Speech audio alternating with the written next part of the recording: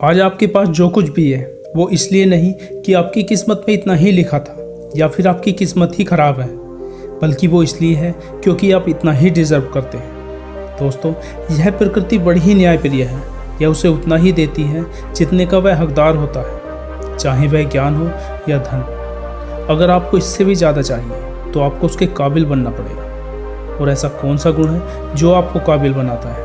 क्या आप उस गुण के बारे में जानना चाहते हैं तो इस वीडियो को ज़रा ध्यान से सुनिए। एक बार गौतम बुद्ध को एक सभा में जाना था और जब सभा का समय हुआ तब बुद्ध वहां पहुंचे और बिना कुछ बोले ही वहां से वापस चले गए। लगभग 100 से ज़्यादा लोग बुद्ध का उस सभा में इंतजार कर रहे थे और बुद्ध के इस तरह के व्यवहार को देखकर सभी लोग बहुत ज़्यादा चौंक गए, लेकिन किसी ने भी बुद्ध से कोई सवाल नहीं किया। दोस्तों, अगले दिन फिर से सभा का आयोजन हुआ और दूसरे दिन सभा में लोगों की संख्या कुछ कम हो गई। इस बार जो लोग सभा में आए हुए थे वो लगभग 80 के आसपास होंगे। बुद्ध सभा में आए, लेकिन इस बार भी बुद्ध ने वही किया, यानी बुद्ध इस बार भी सभा से बिना कुछ बोले ही वापस चले गए।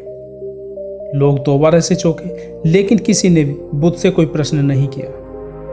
अगले दिन सभा का आयोजन फिर से किया गया, लेकिन इस बार सभा में लोगों की संख्या और भी घट गई। इस बार सभा में केवल 50 लोग ही आए। बुद्ध सभा में फिर से आए और उन्होंने इधर उधर देखा और बिना कुछ बोले ही सभा से वापस चले गए। बुद्ध के इस व्यवहार से लोग बहुत ज़्यादा क्रोधित हुए, क्योंकि लोग अपना काम छोड़कर आए हुए थे, लेकिन किसी ने भी बुद्ध से कोई सवाल नहीं किया।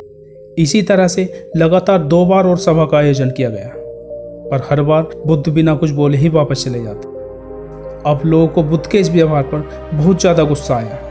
कुछ लोग बड़बड़ाए भी, पर बुद्ध ने उनके किसी भी प्रश्न का उत्तर नहीं दिया। दोस्तों, अगले दिन जब सभा का आयोजन हुआ तो इस बार लोगों की संख्या बहुत ज़्यादा घट गई, यानी इस बार सभा में कुल मिलाकर 15 लोग ही आए हुए थे। इस बार भी बुद्ध सभा में आए, लेकिन बुद्ध इस बार अपना आसन ग्रहण कर लेते हैं। फिर बुद्ध उन 15 लोगों को अपना उपदेश देते हैं और वो 15 लोग ही बुद्ध के भिक्षु बन जाते हैं।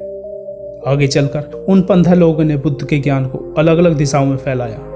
फिर एक दिन बुद्ध से किसी ने पूछा कि बुद्ध, आप कई दिनों तक बिना कुछ बोले सभा से क्यों चले जाते थे? तब बुद्ध कहते हैं, मैं उन 15 लोगों को खोज रहा था जो लायक, यानी कि पहले दिन 100 से भी ज़्यादा लोग आए हुए थे। उसमें से ज़्यादातर लोग सिर्फ आए हुए थे, उन्हें मेरे उपदेश से कोई मतलब नहीं था। वो लोग सिर्फ ये देखने के लिए आए थे कि आखिर सभा में होता क्या है। वे मेरे काम के लोग नहीं थे, क्योंकि वो लोग उस ज्ञान को दूसरों तक नहीं पहुँचा सकते थे। मुझे तो उन लोगों की खोज थी जो मेरे ज्ञान को जन जन तक पहुंचा सके। कई दिनों तक सभा से बिना बोले मैं इसलिए चला गया क्योंकि मैं यह देखना चाहता था कि वे कौन लोग हैं जिनके भीतर वास्तव में प्यास है। जिन लोगों के भीतर वास्तव में प्यास थी वो लोग अंत तक जरूर रुके, और जो लोग बस ऐसे ही आए हुए थे वो लोग पहले या दूसरे दिन ही चले गए। जिसके भीतर धैर्य था उन्हें मुक्ति का मार्ग भी मिला, और जो लोग जल्दबाजी में थे वे लोग अब भी घर बैठे हुए हैं।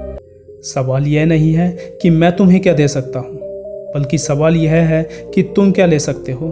तुम्हारा पात्र कितना बड़ा है और कितने के तुम हकदार हो। जितने के तुम हकदार हो उससे ज़्यादा तुम्हें नहीं मिलेगा। फिर वह व्यक्ति बुद्ध से पूछता है कि बुद्ध लायक कैसे बने? फिर बुद्ध कहते हैं कि धैर्य के द्वारा। जिस व्यक्ति के अंदर धैर्य है वह अपने जीवन में कुछ भी पा सकता है। सभा में जितने भी लोग आए हुए थे उसमें से अंत तक वही रुके जिनके अंदर धैर्य था। चाहे तुम्हारे जीवन में तुम्हारे लक्ष्य जो कुछ भी हो, लेकिन तुम बिना धैर्य के सफलता के चरम तक नहीं पहुंच सकते। फिर वह व्यक्ति बुद्ध से पूछता है कि कोई व्यक्ति अपने भीतर के धैर्य को कैसे बढ़ाए? बुद्ध कहते हैं कि निरंतर अभ्यास के द्वारा हम अपने भीतर के धैर्य को बढ़ा सकते हैं। जैसे कोई व्यक्ति जब ध्यान शुरू कर देता है तो उसका मन उसके सामने कई सारी अड़चनें लाता है, लेकिन उसका धैर्य उसे एक दिन उसके लक्ष्य तक जरूर पहुंचा देता है।